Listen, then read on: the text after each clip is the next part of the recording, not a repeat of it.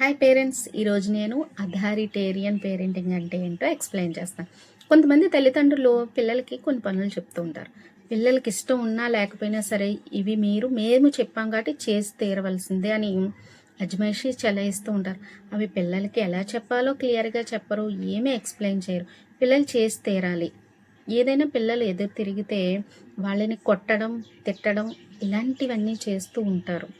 పిల్లలకి ఆ పని వచ్చా లేదా అని ఆలోచించరు. మేము చెప్పాం కాబట్టి మీరు ఈ పని చేసి తీరవలసిందే అని చాలా అజమాయిషీ చెలాయిస్తూ ఉంటారు. పిల్లల్ని అర్థం చేసుకోరు ఈ అథారిటేరియన్ పేరెంటింగ్లో. సో తల్లిదండ్రుల మాటే నెగ్గాలి, పిల్లలు వినాలి అనే ధోరణిలో చాలామంది తల్లిదండ్రులు ఉంటారు. ఇలాంటి పేరెంటింగ్ మీరు చేస్తూ ఉన్నారా లేదా నాకు కామెంట్ చేయండి.